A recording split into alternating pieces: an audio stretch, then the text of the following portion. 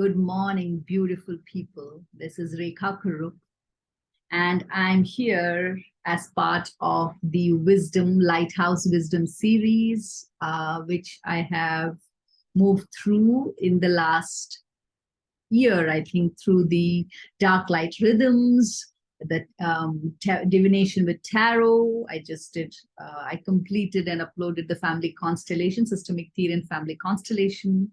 And this one is an introduction to astrology, specifically Vedic astrology. But I think the wisdom can be applied. The map will be the Vedic astrology, but the wisdom of the planets is, I think it's applicable to any of the Western astrology as well. So tropical and sidereal calendar and astrology. So the astrology has been one of my deep fascination and such great love. And it has helped me know myself in ways that I never thought possible, because astrology has become today a predictive science, or it has become part of sometimes something that even feels more mystic and mysterious than science. But astrology is a science. Actually, I feel it's a very deep science. It is cosmic science, and it has, with the way that planets have moved and the planets are moving, and some of these movements we have not even witnessed. Like Pluto's movement takes hundreds of years. So many in our lifetimes, we have not even seen it. So it's just coming around, Neptune. So these planets in our particular solar system, how they have an influence, and how do they impact, and their movements, how it impacts our own life and presence here on Earth. And some of these seers, of thousands of years ago, maybe because they were so much, they just came from this early movement of awareness and separation from nature. They were still alive. Nothing was there, but it was part of them. It was just an extension of them. So they could code and put these things down. And over the years, as we have got more and more disconnected and distanced from our true nature, this all feels like, so far away. We need a robot to go, or a rocket to go to Mars, or, we have to go far away. So today we are looking at from the outside, whereas the ancients measured or found this wisdom from the inside. Yeah. And it's a very different movement. And so knowing astrology or knowing the planets and helps you to maybe go deeper into your own place on this earth, your own unique place, your unique movement on this earth. And that's my intention with this, is to invite you to look at your map through astrology. And I feel everyone needs to know their chart by heart. You need to just know, okay, this is my planet is here, or this zodiac, or this house. You need to know that. Yeah. And so this is an introduction. Yeah. So hopefully this will inspire you that this is not just some mumbo jumbo or some by chance thing. Astrology is a science. Yeah. So, well, I'm going to start with my presentation, and let's go from there. So, an introduction. So this is an introduction to astrology as a map of your life. And the whole idea for me through astrology, and I have to mention, my sister, I got introduced to astrology in 2000. I've always known astrology, but I was really drawn into it, or if was like a movement, was in, I think, 2010 or 11, when my own life had come to this point of standstill, and everything that I knew or known had completely gone out of the window. That's when you want to know what's happening. Didn't foresee this, didn't ever think that I will be here at this place of my life. And that's when I was started really looking into astrology. And there was a conference, a Vedic conference that happened at an ashram there. And I attended, and some of the really known astrologers in the US were there, and listening to them was quite powerful for me. And that's where my journey began. But it got a second boost and a more, what should I say, push and inspiration is when my sister also kind of came into the same gateway in her life and through her life. And she just dived into astrology like her breath. Like for me, my women's spirituality work and women's work and dark light rhythm is like core. The womb work is core to my existence. For her, it's astrology, it's planets. They're core to her existence. And she came up from it. And as she was journeying and learning and hours of her own immersion, we would discuss. And so there's so much I have received from her. So, so this, so it's definitely have to mention her, Reshma Purup. So maybe, she will offer this in much more nuanced and detailed ways in the coming years. And then you will remember this and you can go there. So why is astrology, why is this knowing also important? And I'm the kind of person who believes that there's not one way. You need to give yourself more and more room for your mind to expand, and so that you can relax. And this whole, my intention with this presentation is, how do we embody the play of our earthly life? And how do we integrate the path of dharma, artha, kama, moksha based on our unique birth contract? Each one of us has a very unique birth contract.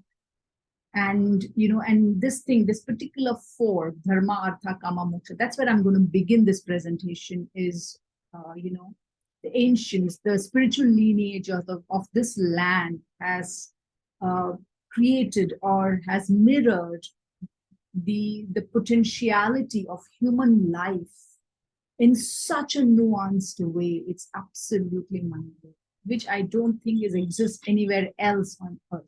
Okay?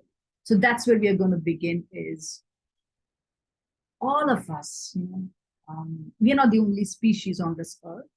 Yeah, there are like so many species on this unique blue, amazing planet that we have all incarnated on together at this time. And so many have come and gone, and so many will come and go. And this life, and especially this human life on Earth, is such a unique, we are so different from every other species on Earth in the way that we have the subjective experience. We have the awareness of our subjective and objective experience.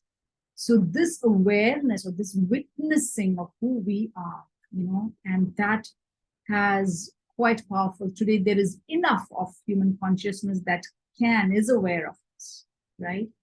And on the spiritual lineage of this land, of India, this awareness or this witnessing has been given the highest priority or potentiality or purpose, has something connected to that, the separate that from life, from being human, has something to do with this. This is if we don't have this, then everything else doesn't still allow us to be in that higher potentiality of being human, the higher parts of our brain. But many times what happens is we just hold on to one part of this fulfillment and then we don't feel this fulfillment. So there is a blueprint for human fulfillment, and that is connected to our own evolution and arriving here. And this is very, very interesting to know. And there are four aspects. And the first one is desire, or it's called as kama. Yeah. And kama means desire. So all of this nature, every life functions because there is a desire. Yeah, because if there is no desire for life, then you can't exist.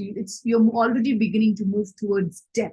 So this desire for life is what brings us here, and that keeps us moving in this life. Yeah. And this, what is this desire? So this desire, or our karma, is as ancient as life itself.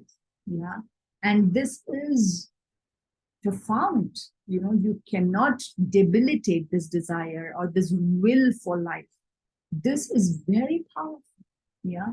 And this is connected to senses, and so many things are working for us to experience this desire. And so these desires are connected to our essential needs of and for life, right? And okay, so this is, so in the blueprint, this was supposed to come first, it didn't come, so I'm going to say it now. So the blueprints for human fulfillment, and that's what we are as human beings. No other animal, no other species is struggling with fulfillment.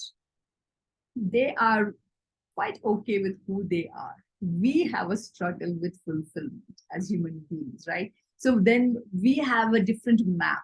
So what are these blueprints? And this is very much in India, we have this word in Sanskrit called Purusharth.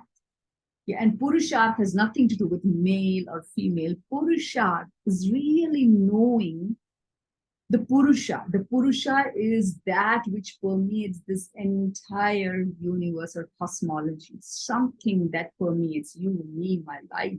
So I am an ounce, a thread that has come from that Purusha to experience this life, or the Purusharth of life. So the purpose and meaning of my life. Yeah. And this Purusharth has 4 aspects. Even if one of these aspects you ignore and negate it, you cannot realize fulfillment. So, or even if one is too dominating, so this one is too dominating, you put all your attention and energy on one also, you can't experience fulfillment.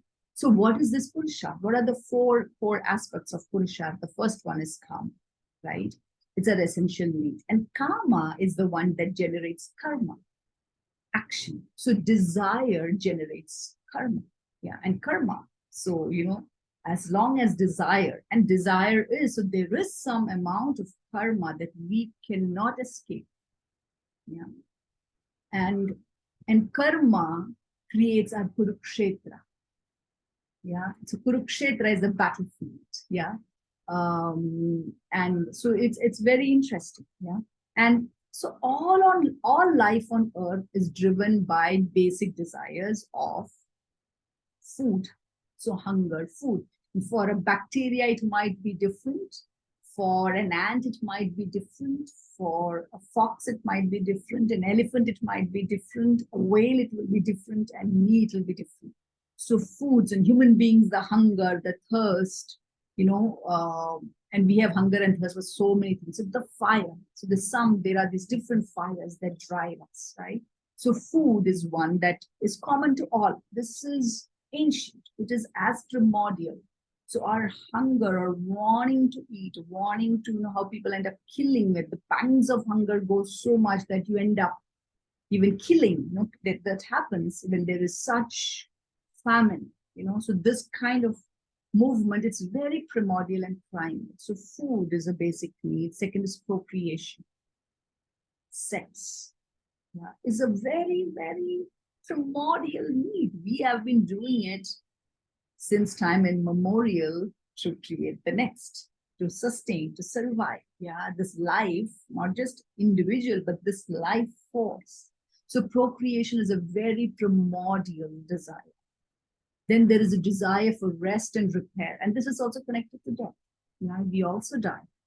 We also go to sleep or we rest. And this also has evolved over time in different species. Like a bear might take months of rest. Yeah, while an ant's rest might be very different. But everyone, this is part of the rest and repair. Every species, the rest and repair is a very, it's an innate desire. We have an innate desire for rest and repair, and we have a desire for survival.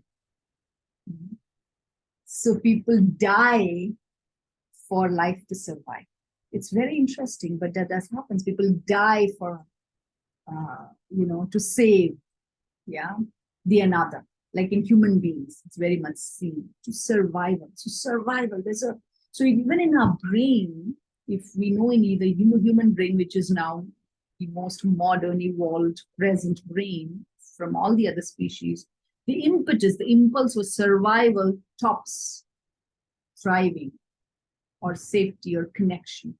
So till survival and safety, there's still survival is ensured, we cannot enter into any higher functionality of being human. So these four are such core desires that drive all life on Earth. And in mammals, this desire has expanded further to include prolonged need for attachment, connection, enjoyment. So mammals, if you see, there is play, enjoyment, and prolonged need for attachment with caring, nourishment, care. So it's not just food, there's something more that we need. Yeah, touch, together, and family and community. We are part of a system. So with mammals came the herdness, the coming togetherness, the groupness. Yeah, so group dynamics began with mammalian existence. So this is again being in a group. Is again a very old, really old desire. It's part of our DNA, it's part of our impulse. And human species evolved on this foundation of karma. So this is part of our basic foundational existence. If none of this is there, we cannot really become human. Okay, so this is very much essential. So this is very much essential. At some point, humanity has been able to provide itself these things without being stuck in survival, right? It has also formed. They learn to create that. And that's when our brain also evolved further to emerge another very core essential need. As our awareness of higher brain functionality happened, and with this higher brain functionality, we also began to recognize this awareness of the dark and the light, the objective and the subjective. We began to know ourselves. So with that, there also came this another very core desire is to be of authenticity, to be ourselves and to know us. It's not just to be aware of, so this authenticity is to be aware of who we are, that we have suddenly become aware of ourselves. So then we know. So we need to know what is authentic to me, to be able to be that. So this is karma. Yeah, so this is, this is one blueprint, so karma. So as human beings, we have a very nuanced karma. We have the primordial to the modern. So we have this whole primordial to the evolved. So all of this, but the evolved rests on the primordial. So without the primordial, we cannot access the evolved karma. Yeah, for authenticity, for knowing the truth of who we are. And the second aspect is artha. What is artha? Artha is all life on earth is driven by the movement or action to secure and work towards fulfilling its karma. Like even an ant, right? You've seen how an ant works so hard to get food and go and stock it inside, and it doesn't, so every insect, from insect to reptiles to mammals to virus to bacteria, everyone has also this. They're not aware of it, because we will see from the third we'll know why.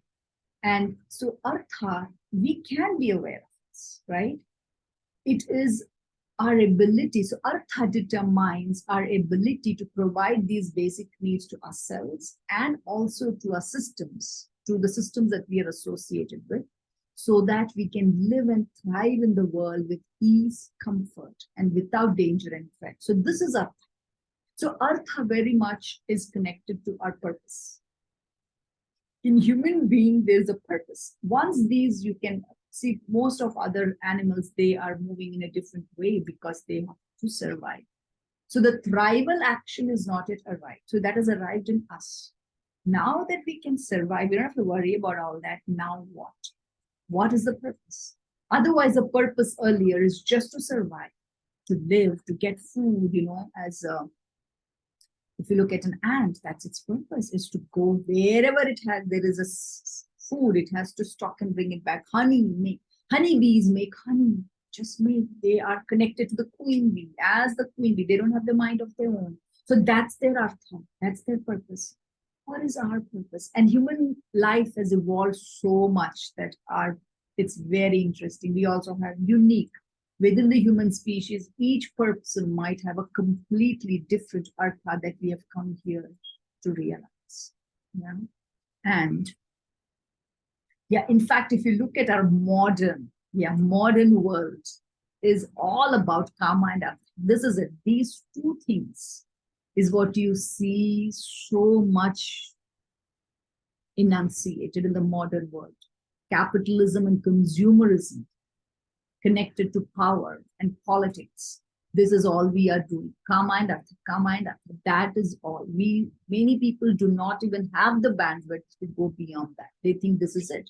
Life is all about just enjoyment and comforts. And that's fine. There's nothing right or wrong about any of this, right? But we have gone now to the extent of destroying and impacting life, earth, and also life on it. So it's no longer just about us.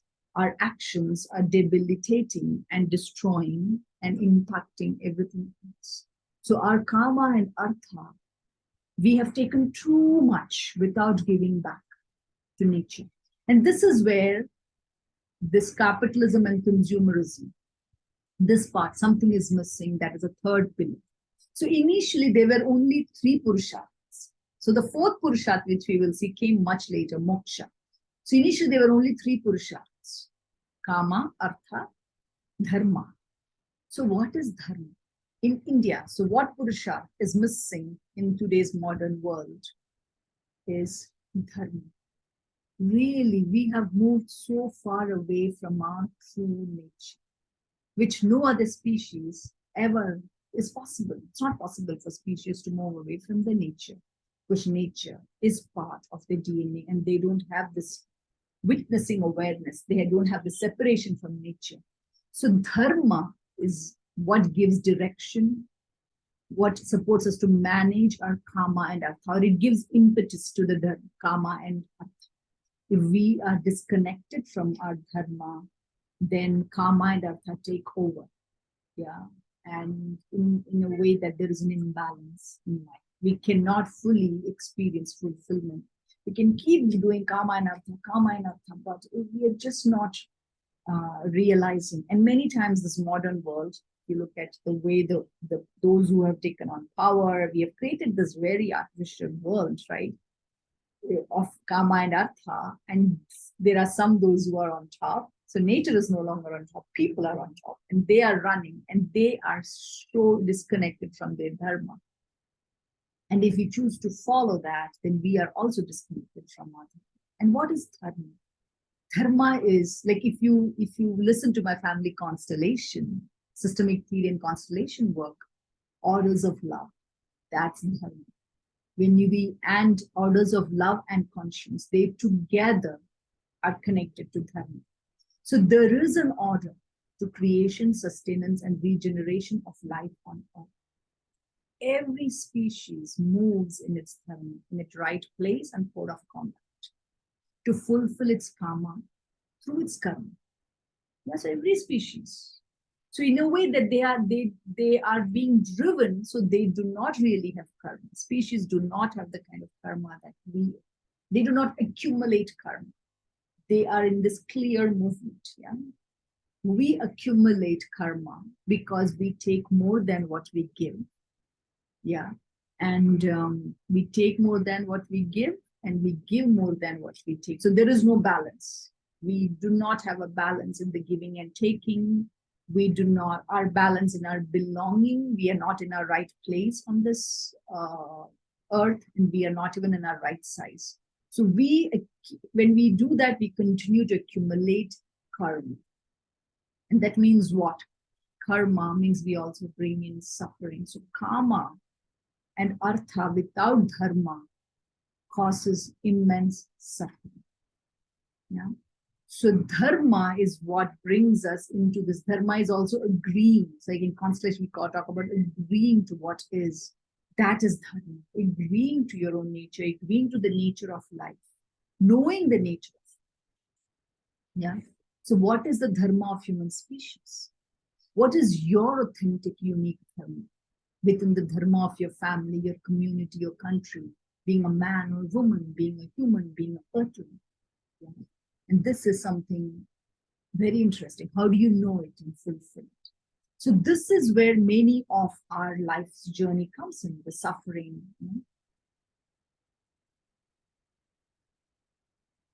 Yeah, uh, we can just be here, and that's fine. Sorry. Yeah, this is fine. Yeah, this is exactly, though I'm not doing it very consciously, this is happening, this exactly, that's like I've been stuck here, I know that this dharma just being in this, this um cyclic movement of life.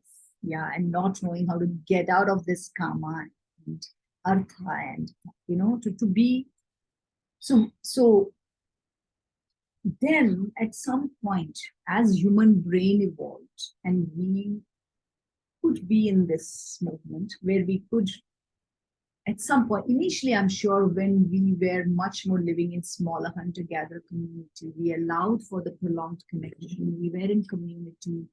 We learned to create safety. We knew how much to take and how much to give. We were more in touch with our nature. That's when our human brain also evolved. Yeah, and we have this ability to also experience ourselves as something more than just this. So we also at some point suddenly must have had this insight into, whoa, how is all this happening? It's like when you are on a roller coaster or something like that, or a merry-go-round, suddenly you feel like you are not really moving, everything is moving. This sensation of, whoa, how is all this? Suddenly you have awareness of everything. Yeah. And that must have definitely happened for our seers who actually created this. And then they must have come out of it. And this thing, when this happens, when things are happening and you know that you are not in control, something is running the show, then in this higher functionality. So the fourth is a higher functionality. If these first three are not met, are not realized, are not even, if we have not even come into the awareness of these three things, the fourth is an impossibility, because the fourth is a happening. This three lays the foundation for the fourth, which is, I want to read these two quotes, which will tell us, yeah, in every culture, in every part of the earth, there have been those who came here and they said, hey, there is a fourth, very relishing. But even without the fourth, you can still experience human fulfillment. But this is something, the cherry on the cake. You don't need the cherry on the cake. You can still enjoy the cake. But the cherry on the cake, yeah, is the cream and the dressing on the cake. I sometimes just love a simple sponge cake, which is no cream, nothing. But when some special, really special occasions you want, right? That taste of that is something unbelievable. That's this fourth one. So here are two quotes that I want to say with. Knowing others is wisdom. Knowing yourself is enlightenment. So this is Lao Tzu's quote. And the other one is, the whole universe exists within us. Ask all from yourself. So everything is here. So when you go here, you know everything. So somewhere this must have happened for many of us seers. Then they realize that, whoa, I'm not just this human species. I am this universe.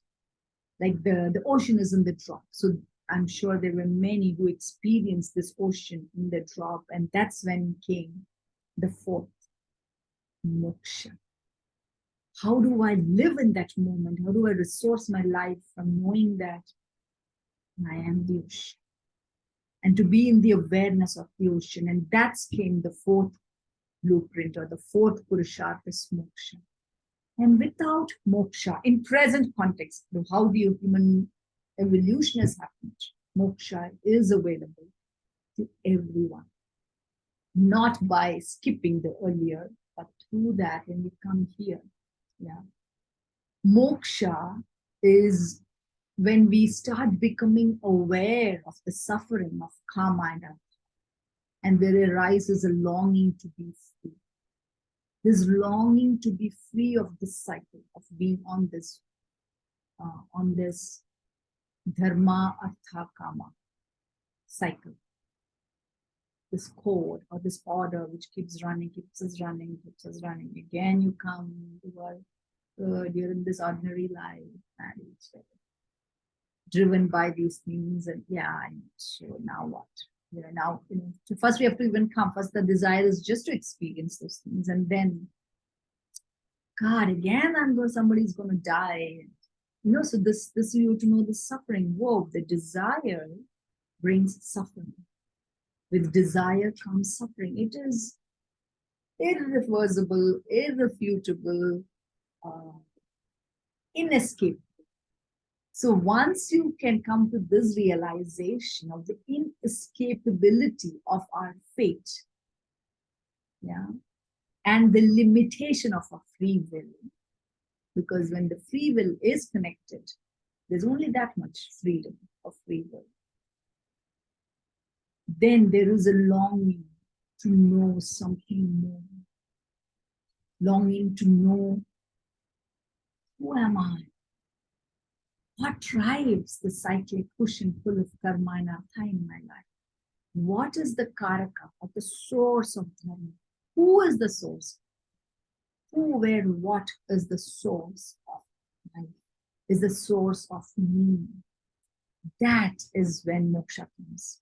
And when we are able to walk in alignment with our dharma in the pursuit of kama and artha, slowly over time, there is a dawn of maturity in our intellect. That there is this interconnected web of greater life and life. Suddenly we are able to see that things are unfolding here in the here. And when we are able to walk and see this and begin to agree to life as it has come to us, and as it may or will come to us in the future, we know that, okay, it's okay, I'm going to die, that's fine, because there's something else here that is running the show, is part of me, and can relax. When I can relax when I can completely be okay with the past and be completely okay with the future, even if it's a brief momentary present or moment, when we are fully here in the here and now, we experience moksha, freedom. Oh, we are not, mind is not on anything, mind disappears, and you can fully be healed. That's moksha. And that's the movement towards liberation. So when we have all these four workings happening, and then once you know, then you can still do artha, kama, and also dharma without being driven by it. And that's the journey. So even if we have experienced moksha, even for momentarily, we know that, whoa, it's possible. And then we can continue on that journey, and life suddenly is different. So everything that we do is for this. Everything. Once the awareness dawns, once we recognize suffering, every learning, trauma work, healing work, integration work, everything is for us. We are doing this for moksha. Yeah, and this Kali Yuga, or in India we call this as this time, the Iron Age, is all about moksha. We have come, more and more folks are going to realize the suffering and want to tune out of this wheel of capitalism, consumerism, come back to themselves and find their life. And very much what happens is, and moksha is a happening, it's a gift. You cannot force someone into it, because it can completely debilitate or wreck your nervous system. So you don't want to do that for someone if they are not ready. But one who is in moksha all the time, and who is this universe and is walking in this, they can support you and bestow that gift on you. That is why they always say that in Indian lineage of Indian spirituality, we talk about gratitude, grace, and the Guru, or the Guru, grace, gratitude. Yeah, so that's the Guru whose grace, through gratitude, when we have gratitude of what we already have, then the doors of moksha open. Yeah, so with what we have, and we can fully own it and live it and receive it, those who have more shall be given. Yeah, so moksha is that more. It's a gift. Yeah, and now let's come back. We are doing astrology. We are talking about astrology, and I have gone here. So I want to show this again. So if you see the tree of life, if this is the tree of life, I see dharma as the roots, the very foundation, the core.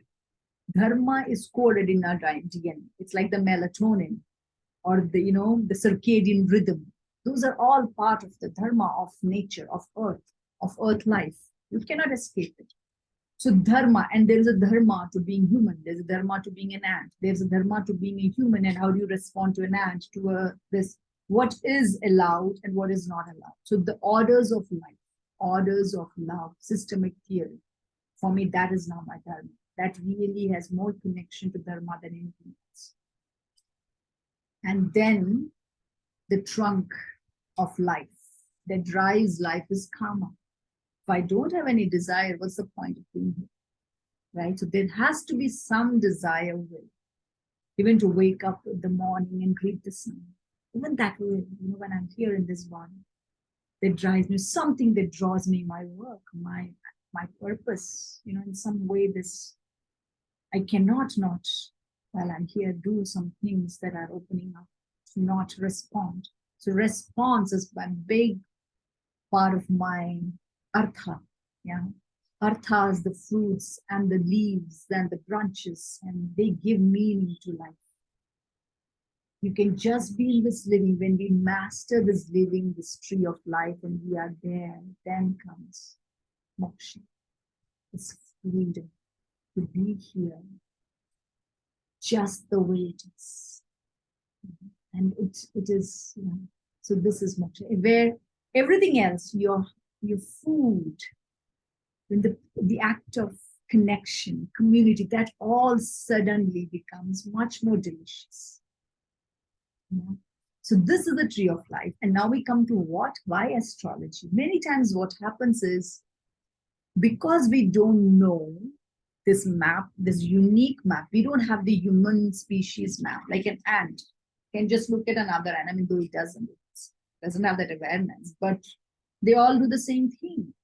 They know by looking at each other, oh, I can do that, right? They move collectively, they're drawn into that. But as human beings, we each have a very unique code, a unique dharma and artha in common. That's how complex life has become on earth through these billions of years. Yeah, and it's phenomenal.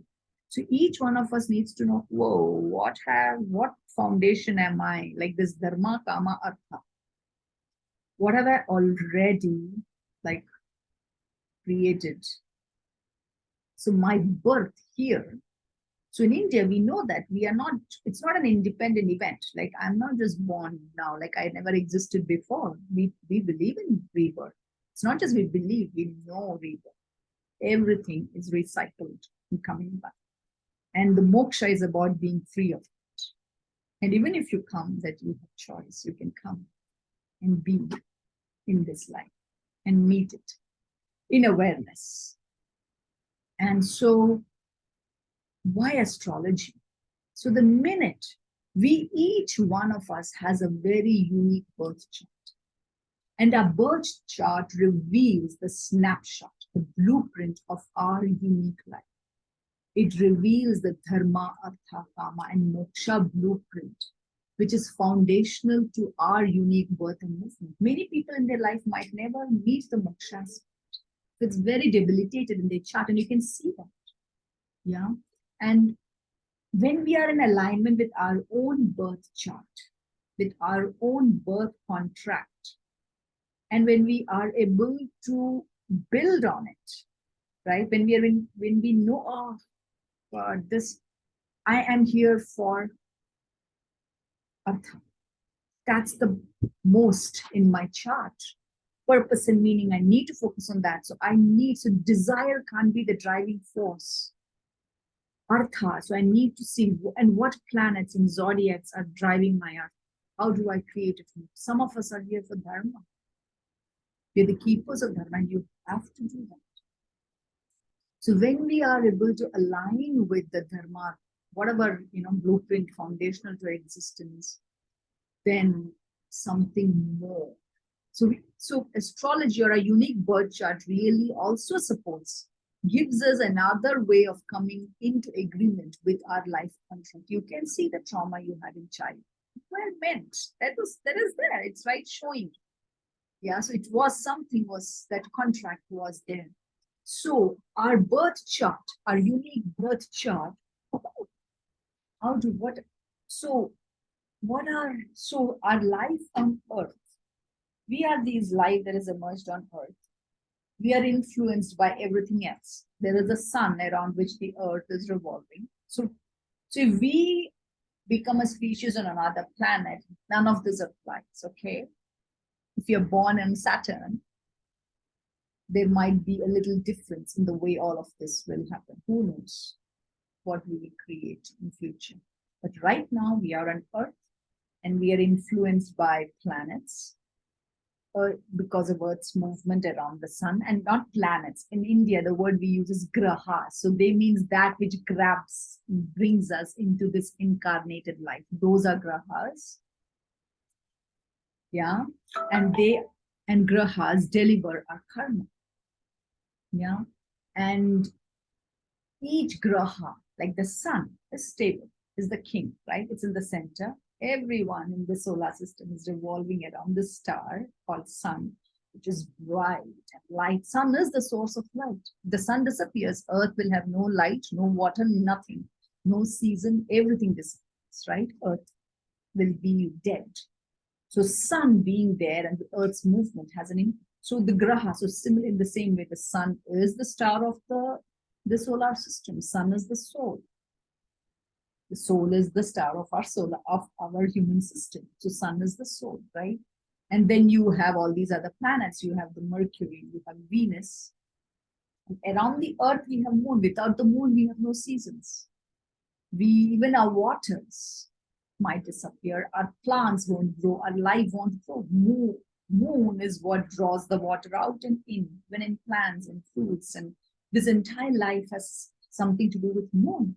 So moon is what is really nourishing the soul on earth. So the moon is a very powerful force on earth, for earth. Yeah, so there is the moon, and then we have Mars, red planet Mars. Then we have Jupiter. So if you know, Jupiter is really protecting us. The way Jupiter moves with the earth, so many of the things come from other parts of the planet, other parts of the solar system, they do not reach us because Jupiter and its moons, they guard it. It diverses it, it breaks it. So if Jupiter were not there, Earth would have been destroyed long. So Jupiter, this big, massive planet, yeah, the huge planet. It's the biggest planet in our solar system. And then comes Saturn. Saturn is just gas. There's no body there. So if you are dropped on Saturn, you will drop from the other side. So it's a hollow. There's nothing there. Yeah, Saturn is fully hollow. And then there is Pluto, Neptune. Yeah, so we won't go into that. So in Indian astrology, we look till Saturn, maybe because Pluto and their next cycle of influence is just arriving now, just coming. And so each of these planets, and then there are constellations of zodiacs, the way star formations exist in the sky, there are zodiacs. So, and so in astrology, in our chart, one are graha. So grahas deliver our karma. And then there are bhavas or houses. houses really shows the complete unveiling of our life in this particular timeline, in our uniqueness. So house is like life on earth, where everything shows up, is the house. The houses show how things are. And it's not like this is the way it is. The planets are constantly moving, and as they move, that particular house might get activated and things in that house will start happening. Yeah, so we will look at this. What are these houses? And then there are zodiacs. Zodiacs represent the constellations in the sky. And as planets move, you can see, if you get a sky app, you can see how different planets will be as they move on this. So planets, the zodiacs are like this overarching 360 degree sphere. If we look at ourselves like that, if we look at everything is moving though, but it is like this. So as everyone is moving in their own way, they are aspecting, or they come closer to a particular zodiac, they're on a particular zodiac. They're really not, because these rashis are very far out, billions of light years away, but they may seem like they are there, and there's an influence. Then they move, there's an influence. And then there are stars. This is very unique to India. Yeah, the Indian astrology, nakshatras.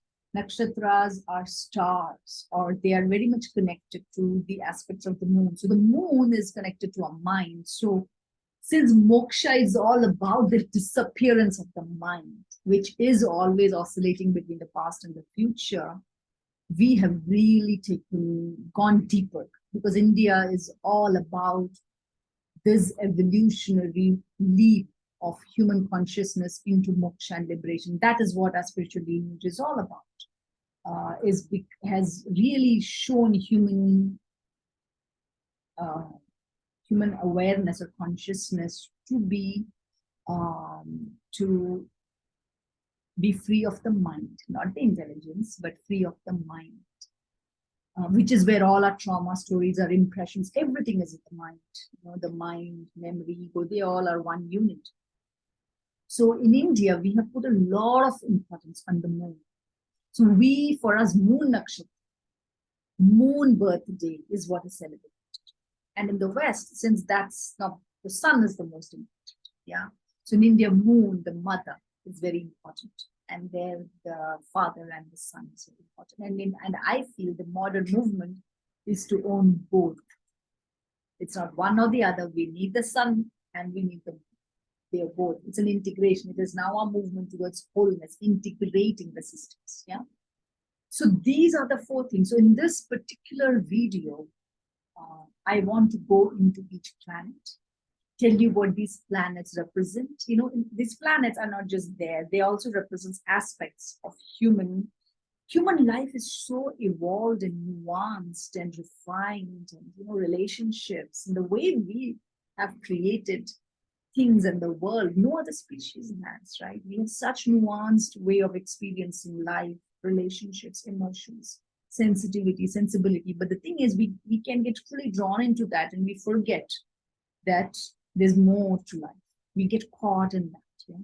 So grahas show us which planet is strong, or which planet. So these different planets are also relational. In India, we see these planets as wisdom keepers of certain aspects, certain energies, like the father energy, the mother energy, the sibling, the uncle, the grandparents, the soldier, the worker. All these have energies. Yeah, these are archetypes.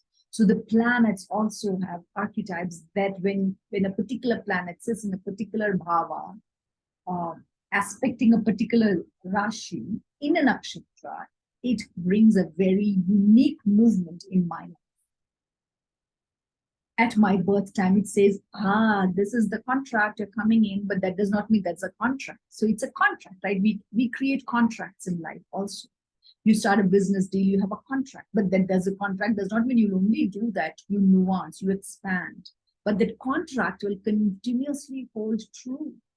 You cannot deviate. So if you cheat that contract, you pay a price for it, right? In the same way, our birth chart is a contract we are born into. When we align with that contract, we have infinite expanse of possibilities of really coming into a moksha, into liberation. So each one of these planets and bhavas and rashis and nakshatras, they really show us that map.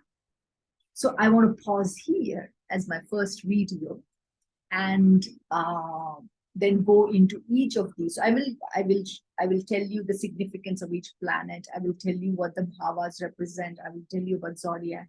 Nakshatras, not so much. Nakshatras is a completely different journey, which I hope someday I will get there. Yeah, and I will share it with you. But for this next video, I will talk to you about grahas, rashi, bhavas.